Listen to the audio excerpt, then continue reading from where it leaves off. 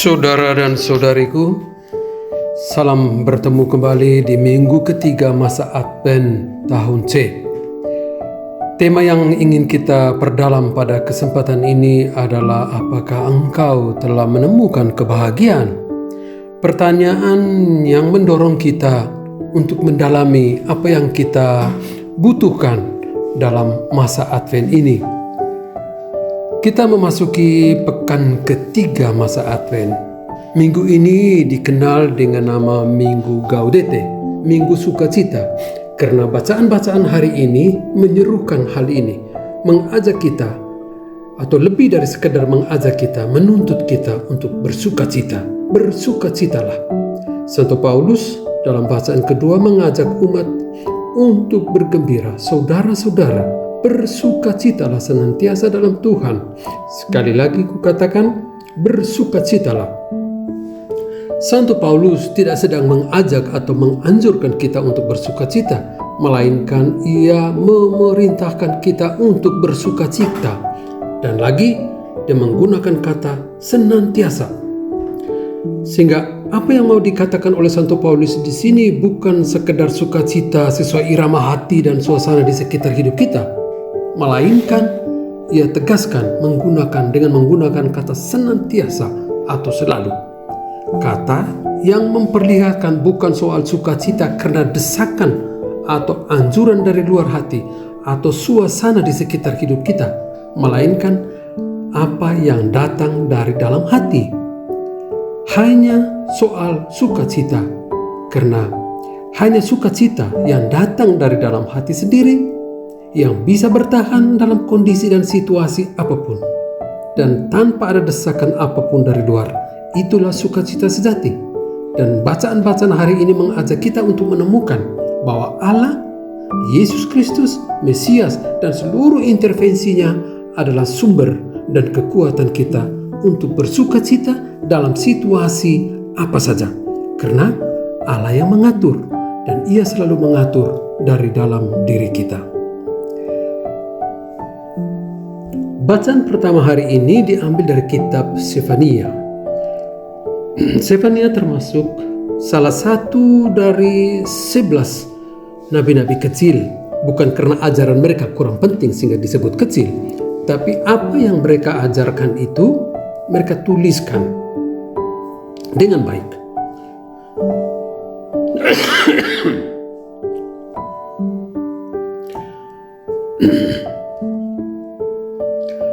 Apa yang akan kita lihat di sini cukup menarik. Sefania merupakan salah satu nabi yang berasal dari keturunan para nabi besar, yakni berasal dari keluarga Raja Daud. Ia adalah cicit dari Raja Hesekiel yang hidup kira-kira pada abad ke-7 masa pemerintahan Raja Yosia. Kitab yang ditulisnya juga sangat singkat, padat, dan penuh makna. Hanya ada 3 bab, namun tersirat kuat karena gaya penulisannya yang menggetarkan soal hari kedatangan Yahweh, hari Tuhan, hari yang menjadi perhitungan baik bagi bangsa Israel sendiri karena ketidaksetiaan mereka kepada Allah. Demikian juga hari perhitungan bagi bangsa-bangsa kafir karena permusuhan mereka dengan bangsa pilihan Allah. Jadi hari Tuhan yang ditulis Nabi Sefania memiliki konotasi sosial dan liturgis yang sangat positif dan baik. Nabi memberikan gambaran yang baru sama sekali soal hari Tuhan. Hari Tuhan bukan sebagai kesempatan untuk bersukacita dan pesta, melainkan hari yang penuh ketakutan, kecemasan, hari yang mendatangkan kehancuran dan kegelapan. Itu isi keseluruhan buku ini. Namun di akhir bukunya, Nabi Sefania justru berombak gemas seruannya ini menjadi nada pujian sambil mengundang Yerusalem untuk bersukacita. Kehancuran dan kegelapan tidak akan menjadi kata akhir bagi Yerusalem, karena pertobatan dan pengampunan akan datang, dan Yahweh dalam diri Mesias yang dijanjikan akan datang tinggal di tengah-tengah umatnya sambil kehadirannya itu menyebarkan kekudusan dan kebahagiaan. Karena kehadirannya itu benar-benar menjalar dan menjalin kebahagiaan dan kekuatan harapan bagi semua orang yang merasakan kehadiran Allah. Sebagaimana Nabi menyerukan kegembiraan karena Tuhan yang dinantikan itu ada di tengah-tengah, Santo Lukas juga menyerukan hal yang sama. Ia menyerukan Allah yang berinkarnasi menjadi manusia, tinggal di antara manusia. Allah inilah yang harus menjadi dasar sukacita dan kegembiraan. Sumber dan dasar kegembiraan bukan lagi dari apa yang diciptakan oleh Allah, tetapi pada diri dan hidup Allah sendiri. Pesan ini perlu ditanggapi dan dialami bahwa sumber sukacita manusia yang sebenar dan seharusnya adalah Allah sendiri, dan kepedulian Allah atas hidup dan keselamatan manusia. Dalam ketidakpastian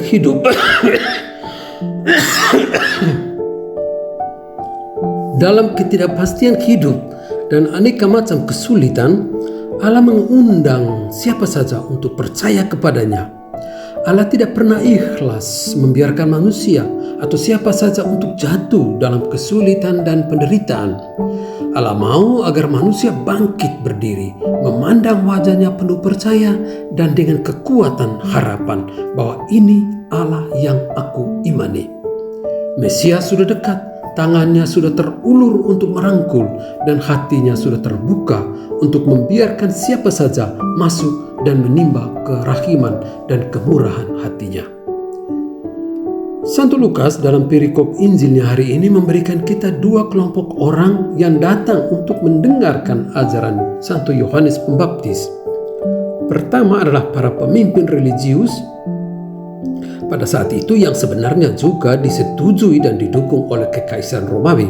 Kedua adalah kumpulan orang-orang biasa yang juga dipilih oleh Romawi untuk mengawasi jalannya pemerintahan.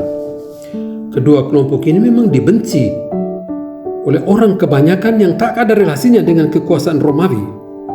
Kedua kelompok ini sering dan selalu merongrong dengan kekuasaan yang mereka miliki bagi masyarakat kebanyakan. Kedua kelompok ini juga nanti akan terus memata-matai dan berkonfrontasi dengan Yesus.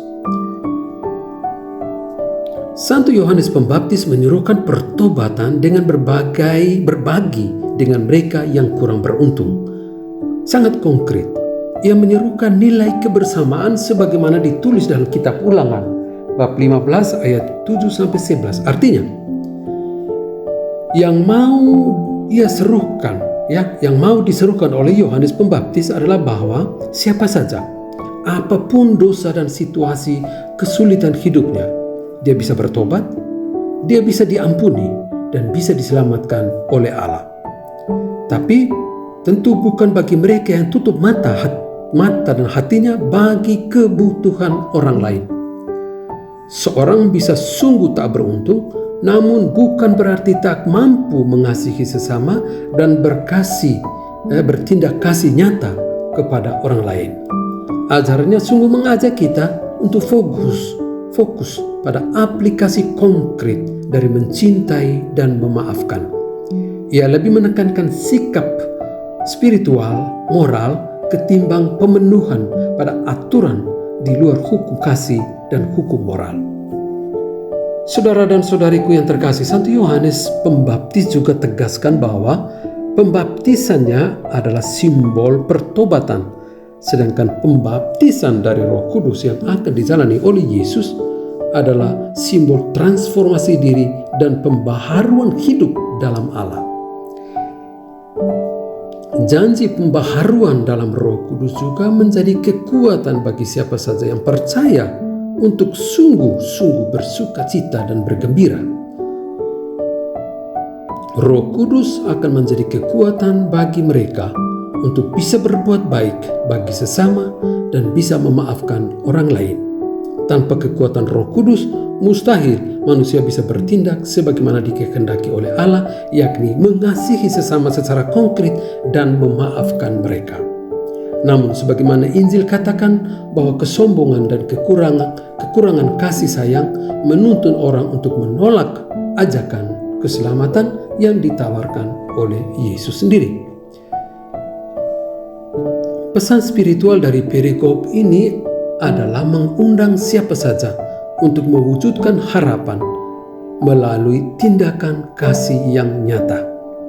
Jadi, iman, harapan, dan kasih itu diwujud nyatakan dengan cara apa? Bermurah hati dengan mereka yang belum beruntung dan sungguh yakin akan tindakan Allah dalam mengubah, mentransformasi, dan menjadikan hidup setiap orang semakin hari semakin baik, semakin lebih berguna bagi sesama. Selain itu, perlu sering memeriksa diri, cara hidup, dan cara beradab. Hidup yang sering dibawa dalam keheningan dan refleksi adalah hidup yang pantas dihidupi, demikian kata orang ahli. Tanpa refleksi, orang akan sulit membedakan mana yang baik, mana yang benar, menerima kekurangan diri dan kelebihan orang lain. Artinya, perlu ada integritas diri, kejujuran dengan diri sendiri, karena hidup dan kepribadian kita bisa berpengaruh secara positif dan juga secara negatif pada hidup orang lain. Sebagaimana Yohanes memperlihatkan diri sebagai orang yang mempersiapkan jalan bagi Mesias, demikian juga kita diajak untuk melatih kerendahan hati. Rendah hati yang benar adalah sarana paling ampuh untuk mendatangkan Tuhan Yesus ke dalam hati dan ke dalam hidup kita. Tanpa rendah hati, rahmat Allah mustahil mampir ke dalam hati kita dan mustahil merubah dan mentransformasi hidup kita untuk menjadi lebih baik. Maka mari kita percaya bahwa kedatangan Tuhan akan mengubah hidup kita, akan mengubah cara pandang kita, cara hidup kita setiap hari. Semoga Tuhan memberkati saudara dan saudariku sekalian. Amin.